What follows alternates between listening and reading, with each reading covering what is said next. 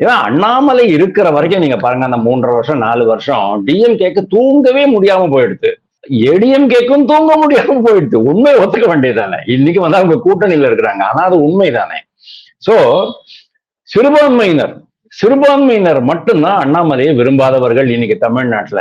அதுக்கு காரணம் என்ன அப்படின்னா, சிறுபான்மையினர் மனசார அவரை விரும்பினாலும் கூட நீங்க தனியா போய் பேசி பாத்தீங்கன்னா, இல்லங்க அவர் நல்ல மனுஷங்க, ஆனா என்ன பாருங்க அவர் பாஜக இருக்கிறாருங்க அப்படின்னு தான் சொல்லுவாங்க. ஏன்னா பாஜக வந்து கெட்டது கிடையாது. பாஜகவுல வந்து என்னைக்குமே ஒரு மதவாத அரசியலோ மத அடிப்படையிலான நிர்வாகமோ பாஜக என்னைக்குமே கொடுத்தது கிடையாது. சிறுபான்மையினர் ரொம்ப பாதுகாப்பாக இருக்கிற ஒரே ஒரு ஆட்சி பாஜக ஆட்சி தான். ஆனா என்ன, நீங்க மதமாற்றம் பண்ண முடியாது, நம்ம சட்ட திட்டங்களுக்கு உட்பட்டு தான் நீங்க நடக்கணும் அப்படின்னு அவங்க சொல்லுவாங்க. சோ சிறுபான்மையினருக்கு வந்து சொந்தமா சிந்திக்க திறன் இருந்தாலும் அவர்களை தவறாக வழி நடத்துபவர்கள் அவர்களுடைய குறுகிய மனம் கொண்ட மதகுருமார்கள்.